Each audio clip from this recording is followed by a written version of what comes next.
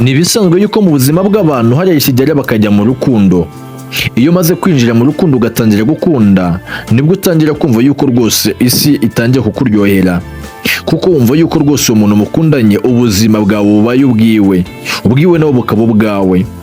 Mugatangira kubwirana utubanga twinshi cyane, ndetse ntihagire ikintu mukingana, mugatangira gukuza urukundo rwose rugashora imizi rukaba rurerure.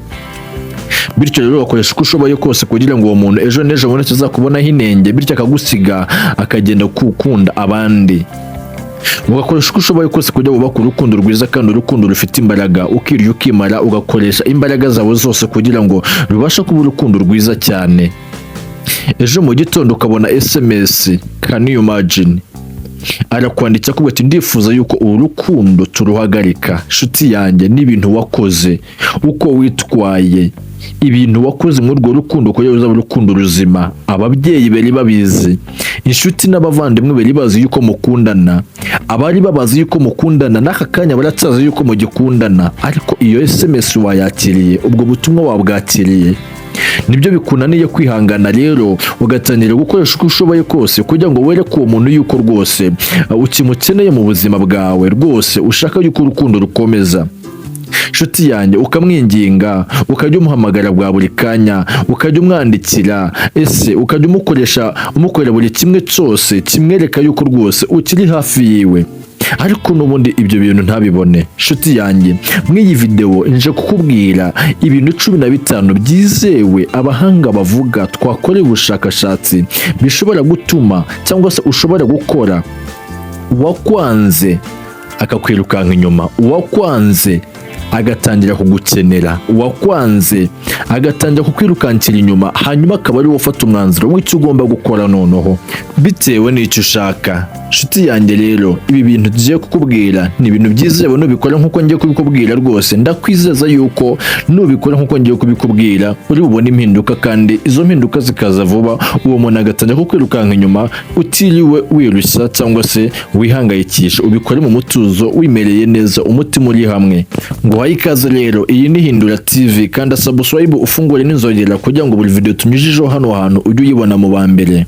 Wibuka kurayikinga iyi video, kandi wibuka no kwandika igitekerezo cyawe muri commentaire.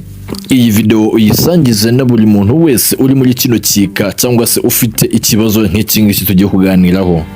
Njye mugiye kubona kuri mikoro nitwa Eric Niyokwizerwa, mbahaye ikaze.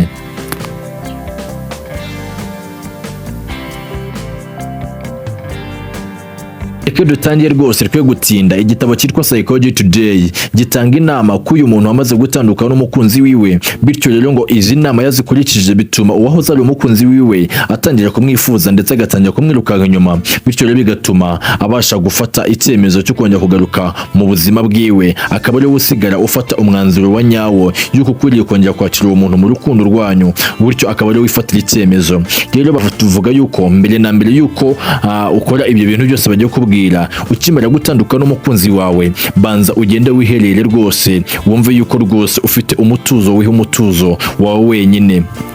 Wicare ahantu hatuje ku buryo nta muntu uri bumenye ibyawe cyangwa se ari bumenye uko umeze, hanyuma wumve yuko rwose uruhutse. Niba na ngombwa ngo amarira yawe uyaririra aho hantu, ariko ntuwegere wireka umuntu yuko ufite umubabaro ku mutima wawe cyangwa se ufite agahinda. Urire rwose, uri ahantu hatuje umeze neza rwose, urire rwose wumve yuko wimaze agahinda. Hanyuma niba na ngombwa ngo ukore meditation, ngo ibyo bizagufasha kumva yuko uruhutse muri wowe, bitume wumva yuko rwose utekanye, ubonye agahenge k'umutuzo. Ariko ngo ibi bintu ugomba kubikora rwose nta muntu n'umwe ukureba, uri ahantu hawe wenyine, wiherere ari ibanga ryawe n'umutima wawe. Ushobora kuba ahantu hatuje kugira ngo ubashe kumva yuko utekanye, urugero nko mu gashyamba kandi ngo hari akayaga kenshi cyangwa se akayaga kagenda buhoro buhoro, cyangwa se ukaba uri mu cyumba cyawe rwose uri ahantu hatuje hatari urusaku. Ibi ngibi ngo numara kubikora, ikindi kintu ngo uzakurikiza hari wo mwitozo wa mbere ugomba gukora, uwo kwanza agatangira kukwirukana kwirukanka inyuma ngo ni ugutangira guhagarika kumwirukaho. Abantu benshi iyo batandukanye n'abantu mu rukundo, ikosa bakora batangira kujya birukanka k'uwo muntu, bakamwereka yuko bakimukeneye, bakamwereka yuko bakimukunze, bakimushaka mu buzima. Ariko abahanga si uko nguko babivuga, bavuga neza yuko iyo umuntu akwanze aba ategereje kukubona yuko rwose ibyo bintu aba bitegereje kubona yuko rwose utangira kumwirukaho, kubona yuko utangira kumuvugisha, kubona yuko utangira kumwinginga, kubona yuko utangira kumwereka yuko umukeneye. Rero bigatuma abasha kugusuzugura ndetse akanagira n'umuntu ukomeye cyane cyangwa se urenze kugira ngo akwereke yuko rwose akomeje kuguca amazi. Ibyo rero abahanga babivuga yuko rwose uko nguko ari kugusuzugura ahita akagusuzugura aho kugira agaruke, ahubwo aragusuzugura. Rero ngo ikintu cya mbere ushobora gukora cyangwa se uyu mwitozo wa mbere ngo ni uguhagarika kumwirukaho, ugahagarika kumwirukaho, ugahagarika kumuhamagara, ugahagarika kumwandikira, ugahagarika kumuvugisha, ugahagarika kumwirukankaho. Ibi ngibi ngo bizatuma ngo wakwanze, kuko ngo aba yiteze kubona yuko rwose umuhamagara cyangwa se aba yiteze kubona yuko rwose umwitaho, umwirukankaho. Iyo abonye utakiri kubikora atangira kwibaza ikintu kigutuma utabikora, ugasanga atangiye gusubiza ubwenge inyuma, akibuka ukuntu wamwitagaho, akibuka ukuntu wamuhamagaraga, akibuka ukuntu wajyaga umukora ibintu byinshi cyane, ndetse akabona ntukiri kubikora, ahita akabona yuko rwose ari ikintu kinini yahombye mu buzima bwiwe. Aha nibwo rero atangira kukwirukankaho, akwihamagarira. Nshuti yanjye, abahanga bavuga neza yuko ukwiriye guhagarika kwirukanka k'uwo muntu, kuko bizatuma abasha gutuma nawe yitekerezaho, akabona yuko ibyo yajyaga kubonaho atakiri kubibona, niwe ubwiwe azatangira kukwirukaho, atangira kukwihamagarira. Uyu ni umwitozo wizewe, abahanga bavuga yuko rwose iyo uwukoze neza kandi utajarajaye ukubyarira umusaruro. Icya kabiri bavuga ukwiriye gukora kugira ngo uwo nguwo yakwanze atangiye kukwirukanka inyuma rwose, ngo ni igihe ngo utangira kwitoza gusa neza kuruta uko wasaga mugikundana, cyangwa se kwambara neza kuruta uko wambaraga mugikundana. Ahangaha abahanga bavuga neza yuko rwose iyo umuntu akwanze, muri we aba yiteguye kukubona ucupira, muri we aba yiteguye kukubona rwose utangira kwangirika kubera yuko wamubuze. Rero nibyo aba yiteganya muri we, cyangwa se nibyo aba yiteguye. Rero ngo iyo ubimuhereje ukabimwereka rwose yuko rwose wacupiye, akomeza kugusuzugura. Ariko ngo iyo umweretse rwose yuko uko nguko rwose nta kintu bimutwaye, ukiyitaho, ugatangira kwambara neza kurenza uko wanambaraga, ugatangira kwitaho, ukagira isuku, ukamera neza rwose, ukajya ugaragaza akamwenyu, ukitaho rwose, ugasa neza. Ibi bintu ngo bituma wakwanze yicuza cyane, avuga uti ngo kumbi nari nteganya kumubonamo yuko rwose asa nabi, cyangwa se atangira kujya mu gahinda n'ubwihebe kamutera kwangika mu buzima bwiwe, ariko ndabona arushijeho kumera neza. Ibi ngibi bituma ngo wakwanze atangira kwicuza, ndetse kubera ko ibyo yari ateganya kukubonamo atari byo akubonyemo, bigatuma ngo abasha gutangira kwigarura gake gakeya, atangira kukwirukanka inyuma, ananicuza n'impamvu yatumye agusezera mu rukundo. Nshuti yanjye, abahanga bavuga neza yuko iyo ibi bintu bikoze neza nk'uko babikubwiye, bituma uwakwanze atangira kukugarukira mu rukundo, kuko iyo uwakwanze abona yuko rwose utangiye kwiyitaho, cyangwa se n'ubundi kuba yarakwanze nta kintu byaguhinduyeho rwose, rwose umeze neza, umva atangira kubona yuko rwose akwiriye kongera kukugira mu buzima bwiwe, akumva yuko ari amahirwe yo kongera kukugira mu buzima bwe. Nibwo atangira kukwirukaho rero, agatangira kongera kukubwira ngo mukundane, cyangwa se akwereka yuko akigukeneye, akwereka yuko atangiye kugukenera. Kandi abahanga bavuga neza yuko uyu muntu noneho agarukana imbaraga nyinshi zo kugukunda kurenza uko yagukundaga bwa mbere. Rero iyo ni inama cyangwa se umwitozo wa kabiri ukwiriye gukora. Umwitozo wa gatatu ukwiriye gukora ni umwitozo abahanga bavuga witwa ngo gira ubuzima bwawe, kwigira ubwawe. Rero ahangaha abahanga bavuga neza yuko rwose iyo umaze gutsinduka n'uyu muntu mukundana, ugomba gushaka akazi nimba utaribonana gafite, cyangwa se ibintu uwugiraho ukaba bize. Urugero imishinga rwose, cyangwa se ibintu bijyanye no gusoma ibitabo, ibintu bikugira bize rwose, ukaba bize, ukabura umwanya na social media zawe ukoresha. Rero ngo iyo umuntu yakwanze akomeza kujya aneka amakuru yawe, akareba akavuga se wa muntu n'ubundi nanze, n'ubundi aracyameze kwa kundi n'ubundi niko agiteye. Rero ayo akomeza kugenda aneka amakuru yawe ukayamwima, cyangwa se akayabura bitewe n'uko ufite ibintu biguhugije, utari kubasha gutambutsa ayo makuru yawe. Rero bituma ngo uyu muntu atangiye gukomeza kukwifuza ndetse ashakisha n'ukuntu yasubirana nawe, kubera yuko burya iyo umuntu yakwanze agerageza kugenda areba etese yapostinze iki kuri WhatsApp, TikTok byagenze gute, Instagram byagenze gute, yapostinze bimeze gute na gute. Rero iyo utangiye kujya uburira umwanya izo mbuga nkoranyambaga zawe bitewe n'ibyo ugiyemo biri bize ku buzima bwawe, atangiye kujya avuga ati uyu muntu bimeze gute, uyu muntu noneho ko atagipostinga, uyu muntu yakunda gupostinga ibintu by'amaganya, uyu muntu yakunda gupostinga ibintu bimeze gutya na gutya, ko atagipostinga bimeze gute, ese umuntu ko yakunda gutembera aha hantu ko ntakihamubona, ese uyu muntu ko yakunda gukora ibi bintu ko atakibikora, ese bimeze gute. Kumba wifitiye ibintu biguhugije. Inshuti yanjye, nimba ufite ibintu biguhugije, menya neza yuko ahangaha rwose uyu muntu uzabasha gutsindira umutima wiwe, azicuza ikintu cyatumye kwanga, agaruke mu buzima bwawe kandi atangiye kukwifuza. Icyo ngicyo ni ikintu cya gatatu cyangwa se n'umwitozo wa gatatu abahanga bavuga yuko rwose ukwiriye gukora. Umwitozo wa kane ukwiriye gukora ni umwitozo uvuga ngo fata icyerekezo gishya. Jya ugira intego muri wowe, nko kwiga gutekereza ku hazaza hawe, kugira ikintu cyangwa se gutangira umushinga. Buri muntu wese akunda umuntu ufite icyerekezo. Muri makeya abahanga bavuga neza yuko rwose ahangaha niba watandukanye n'umuntu mwari mukundana, ukwiriye kugira intego. Ukwiriye kugira intego mu buzima bwawe, ukavuga uti rwose ngize iyi ntego imeze gutya na gutya. Nk'umushinga runaka, ari umushinga ndugushaka gukora, cyangwa se hari amashuri ndugushaka kwiga nkarangiza, hari umwuga ndugushaka gukora, hari akazi ndugushaka gukora. Umva, umuntu wese akunda umuntu ugira icyerekezo. Iyo akubona nk'umuntu w'icyerekezo rwose byange bikunde atangira kukwirukanka inyuma.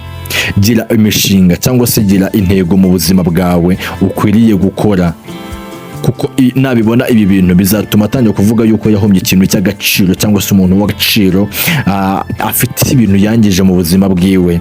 Bityo rero atangiye kukwirukanka inyuma, anagushakisha kugira ngo rwose yongere gusubirana nawe. Inshuti yanjye, izi nama ndi kukugira nizo abahanga bagenda bavuga rwose iyi myitozo ko ushobora kuyikora. Umwitozo wa gatanu ni ugushaka inshuti nshya. Rwose abahanga bavuga yuko ahantu rwose iyo umaze gutandukana n'uwo wagukundaga cyangwa se n'uwo mwakundana rwose ahangaha ikindi ukwiriye gukora ni ukutigunga, ugashaka inshuti nshya rwose, ugashaka abantu bagusetsa, abantu bakuganiriza, abantu rwose bagufasha kumva umerewe neza mu buzima bwawe. Iki ngiki ngicyo bikora ku mukunzi wawe, wamye ari umukunzi wawe akagusiga, ngo bituma yumva muri we yumva atari special, kuko iyo ahora yumva unezerewe, iyo ahora yumva wishimye, iyo ahora yumva umeze neza rwose, ibi ngibi ngo bituma abasha kwitekerezaho akavuga uti uyu koko yaba twawe tumeranye neza. Niwe agira agahinda aho kugira wowe kagire, niwe ugira umuhangayika kugira wowe ugire. Inshuti yanjye, ahangaha ngatangira kukwirukanka inyuma,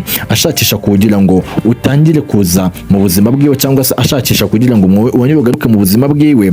Tubukura urukundo, kuko ari byo bizatuma abasha kumva yuko nawe atekanye, kuko ari kukubona wishimye. Shakisha kuntu rero uhora wishimye, kandi ushakishe n'inshuti nshya zigufasha gusika kuri ibyo byishimo. Umwitozo wa gatandatu abahanga batanga bavuga yuko rwose uyu mwitozo ugufasha gutuma umukunzi wawe yongera kugaruka mu buzima bwawe, ndetse akagarukana n'utundi dusa twinshi cyane mu rukundo, ngo ni ukudakunda kumuvuga cyane.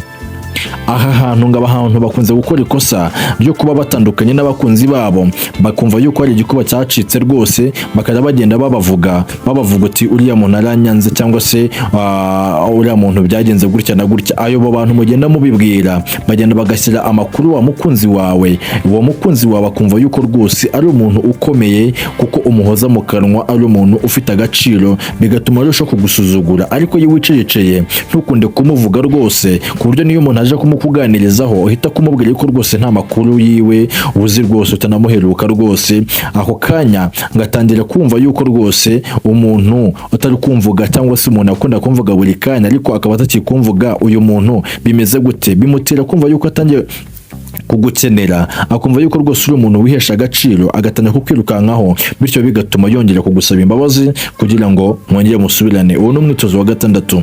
Umwitozo wa karindwi abahanga bavuga ushobora kuwukora rwose uwakwanze akakwirukanka inyuma, ni uyu nguyu uvuga ngo niba ari ngombwa musabe imbabazi ngo kandi ibi ngibi ubikore mu bwitonzi.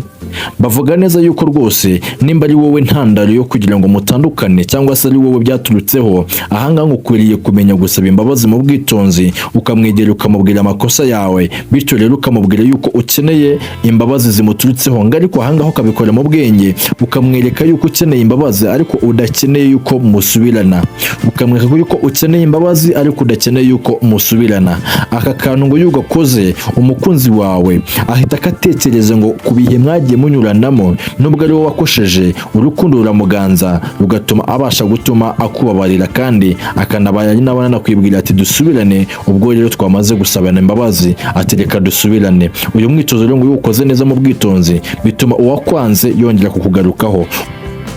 Ngo n'umwitozo wa 7 ukuriye gukora uwakwanze akakugarukira. Umwitozo wa 8 rero bakunda kuvuga cyangwa se bahamya yuko ari umwitozo utuma umuwakwanze atangira kuza akwifuza, ngo ni ugutangira kwihesha agaciro.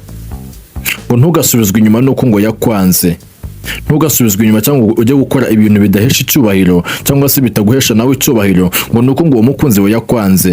Ahubwo gerageza gukora ibintu byiza kandi bifite isuku, hanyuma ukomeze ugire agaciro kawe n'umuco wawe. Ibyo ngibyo bizatuma ngo arushaho gukomeza kubona yuko rwose nubwo yakwanze nta kintu byigeze biguhinduraho, ahubwo wakomeje kuba wa wundi uriwe, wakomeje kuba uriwe wowe.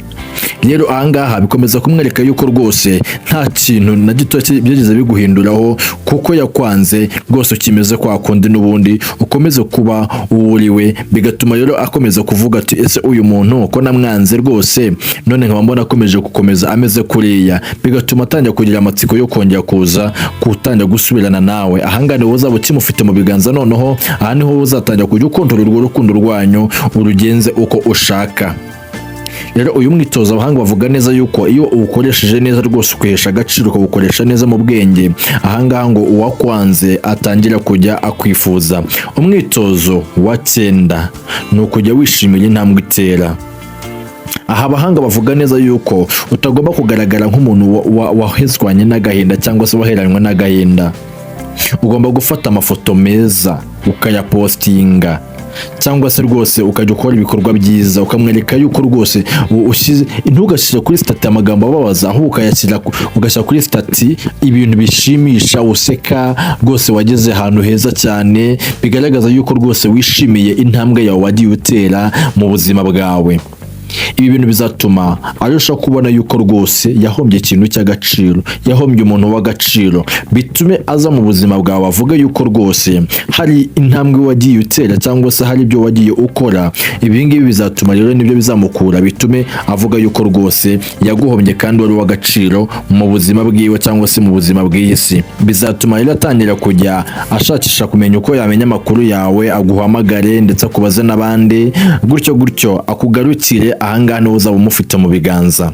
Undi mwitozo wa 10 abahanga bavuga neza yuko rwose ukwiriye kuwukora ukakubyarira umusaruro ugatuma wakwanza kugarukira, ni ugutangira kugira ubuzima bwawe wigengaho. Ugatangira kujya usoma ibitabo, ukumva ibiganiro kandi bigufasha gukura cyangwa se kugira ubundi bumenyi, ukamenya abantu bakundanye neza kandi bafite urukundo rurambye. Abo ngabo rero ngo bituma ngo utabasha gukomeza kwigunga ngo uheranwe n'agahinda, kandi ngo bigatuma ubasha gukomeza ufite ubuzima bwawe bwisanzuye cyangwa se bwiherereye buri mu hantu mu bwihisho. Bigatuma uwagushakaga wa mukunzi wawe yakundaga gushaka kumva nawe ubwe wagatangira kukubura ukaba bize. Yatangiye kujya kuba rero nibwo atangiye guhangayika agata umutwe, akavuga uti wa muntu nakundaga kubona agenda gutya duhurira aha bimeze gutya na gutya ko ntakimubona, cyangwa se umuntu akundaga kubona akunze kuganira n'abandi ni kuba ntakimubona bimeze gute. Ugasanga atangiye gushakisha kumenya amakuru yawe, ari nako urukundo rugenda rukomeza kugaruka muri we, hanyuma akwirukanka inyuma. Rero abahanga bavuga neza yuko ukwiriye kwima amakuru uwahoze ari umukunzi wawe, bizamutera kugukumbura, bigatuma arushaho gukomeza agushakisha. Ikindi kintu cya 10 gituma uwakwanza akomeza kugushaka ngo ni ukutagira ishyari kuri we cyangwa se kutamwereka yuko umukeneye.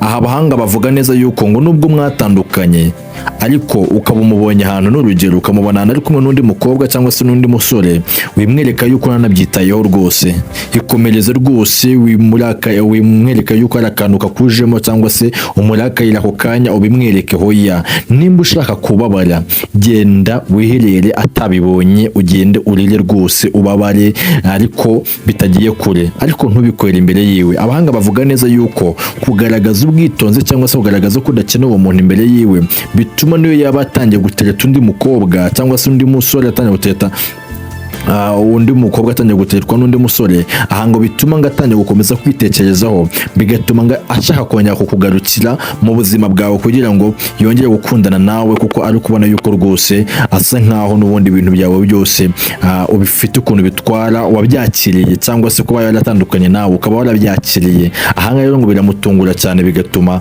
atekereza kuri wowe cyane kurushaho, ku kuntu utambutse ukabona nta kintu bigutwaye kuba ari kumwe n'undi musore, kandi mu by'ukuri cyangwa se ko ari kumwe n'undi mukobwa, kandi mu by'ukuri ibyo aba yitega muri we ni uko aba ashaka kubona yuko rwose uhita kugwa agacuka babara rwose, ukagira umujinya, ugahita ko uzabiranywa n'umubabaro mu maso yawe. Iyo utabimweretse rero ibi ngibi bituma abasha gukomeza kugutekerezaho, ndetse bigatuma na babonde batangiye gukundana atangira kumukatira, ngo bishoboka kuba ari nuko yaba ari no kukugerageza kugira ngo akomeze gukoresha umutima, ariko iyo ukomeje kumwereka ibi ngibi rwose aragaruka yihuta kandi agakomeza kukwirukankaho mu gihe wowe wimereye neza. Aha niho rero ukwiriye guhita gufata umwanzuro, ukamenya uburyo ukwiriye kwitwara cyangwa se gutwara urwo rukundo rwanyu rusasa ruje.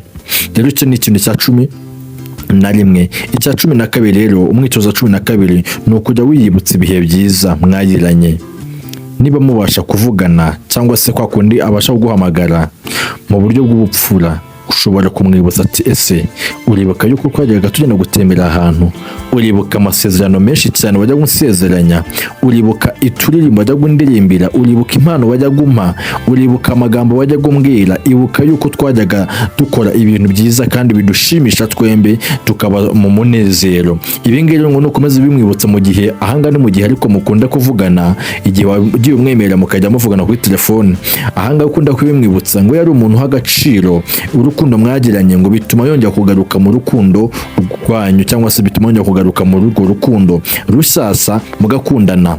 Rero ngo ahanga ukwiriye kujya kubimwibutsa, aho ukabimwibutsa mu bwenge, ukabikora mu kinyabupfura cyinshi cyane kandi bikoreshejwe n'ubwenge bwinshi cyane. Ahanga bituma rero atangira guha agaciro urukundo yagukunze, akagaruka rwose akakwirukanka inyuma. Ikindi cya 13 ngo tanga urugero rwiza ku mbuga nkoranyambaga. Aka kantu nzakunda kugasubiramo. Nimba ukundanye n'umukunzi wawe mukagira igihe mugatandukana, ahangaha wipostinga amagambo yo kumusebya, aha wipostinga amagambo yo kumuharabika, ahangaha wipostinga amagambo yo kumwereka yuko uwabaye, yo kugaragaza agahinda, yo kugaragaza umubabaro. Posting ibintu byiza, posting ibintu bigaragaza yuko uri self, posting ibintu bigaragaza yuko uri mu mutuzo, posting ibintu bigaragaza yuko uri mu mahoro, umeze neza rwose, utekanye rwose, nta kintu na gito kigeze kinanakubaho. Posting ibintu bigaragaza yuko rwose utegereje nashyika no mu rukundo rwose, biposting. Ibi ngo bizatuma umukunzi wawe, kuko ngo umukunzi wawe mutandukanye n'abahanga bavuga, ngakomeza kujya gukurikirana areba stati zawe, areba ibyo wapostinge, ese wavuze ngo iki, ese wakoze iki, ese bimeze gute. Rero yari abona yuko hari ibintu biri gutuma ugaragaza umubabaro cyangwa se bimuharabika, bituma aha hantu ngabasha gutuma agenda burundu nono, cyangwa se agarushaho kugusuzugura. Ariko ngo iyo umweretse yuko rwose ibintu bya nta kintu bikurubwiye, upostinga ibintu by'ubuzima bwawe buri self, bumeze neza bwawe, rero ngahanga bituma arushaho gukomeza avuga utari kuyu muntu banza atarankundaga, kweki atari ngarukira ko yakise atari gupostinga ibintu by'umubabaro, kuko ibyo aba yiteze sibyo bari kubona. Mwimerera amakuru y'uburyo umeze, upostinga amakuru meza ku buzima bwawe, bizatuma arushaho kwegera kandi arushaho gukunda bundi busasa. Ikintu cya 14 rero ukwiriye gukora, uwakwanza agakomeza kukwirukanka akanagira n'amatsiko cyane, cyangwa se bigatuma arushaho kwegera. Iki kintu abantu benshi bakunze kugikora, ariko ni amakosa. Kuba umaze gutandukana n'umukunzi wawe ntibivuze yuko ubonye akanya keza ko guhita gukundana n'undi. reka gukundana n'undi mu gihe byibura cy'amezi 2, hagarika urukundo. Nimba hari nk'abantu bajyaga bakwaka urukundo cyangwa se ari wateganya kuzaka urukundo, wihita kuri mwaka, wihita kumwemera yuko mukundana, ahubwo mureke ubanze ugume hamwe, ubanze wifashishe byibura nk'amezi 2, abaye menshi yanarenga akaba nk'5, ariko ntuhite kujya mu rundi rukundo rushyashya, kuko ibi bintu iyo ubikoze ngo bituma ngo uwakwanze atangira kubona yuko rwose n'ubundi ntacyo naravuze mu buzima bwawe, n'ubundi wari wifitiye undi ako kanya uhise kukundana, kandi koko nawe urabyumva, umuntu mumaze amezi 2 mutandukanye ahise yirukanka gukundana n'undi, ubu mweretse iki sawa ngaho, umweretse yuko nta gaciro wigeze umuhereza. Rero ngo ibintu bibikoze bituma wakwanze akomeza kubona yuko rwose utigeze unamukunda habe na gatoya, bigatuma noneho akwanga burundu, kandi niba yanagufiteho na gahunda yindi, kuko ntawe umenya aho bwira ageze. Hari igihe rwose uwo muntu yakwanze ari uzavamo umutware wawe cyangwa se ari uzavamo umufasha wawe, hanyuma akiyutira gukunda uwo wundi, wakiyutira kujya mu rundi rukundo rusasa, bigatuma wa wundi noneho afashe icyemezo kifatika kimwe kigaragara, noneho akakwanga, ugasanga uhombye umuntu wari w'agaciro mu buzima bwawe. Stope guhita kuteretwa cyangwa se guhita kutereta nyuma yo gutandukana n'umukunzi wawe, bihagarike. Iki kintu uzakizirikane kandi ugikore. Ikindi kintu cya 15 rero ari nacyo cya nyuma gituma rwose uwakwanze akomeza kukwifuza ndetse no kukugarukira vuba, no gusenga kandi ukiringira Imana. Abahanga bavuga neza yuko Imana niyo ifite gahunda y'ukuri y'urukundo rwawe rw'ukuri. Niba uwo muntu ari uwawe, humura azagaruka. Niba uwo muntu ari w'Imana yakuremeye, humura azagaruka.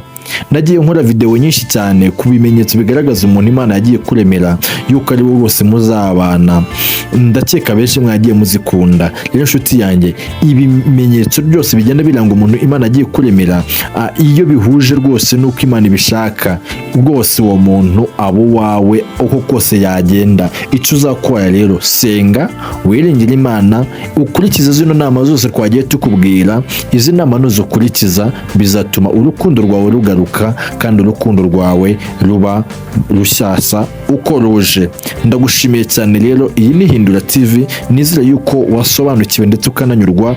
Ntibibagirwe kugenda ukanza subscribe, wibuke gufungura n'inzogera, kandi iyi video wibuke kuyirayikinga, wandike no muri comment ubwire ngo nayikunze. Imana iguha umugisha mwinshi cyane, ndabakunda cyane. Ndemwe muri kumwe, nitwa Eric Niyokwizerwa, naho ubutaha.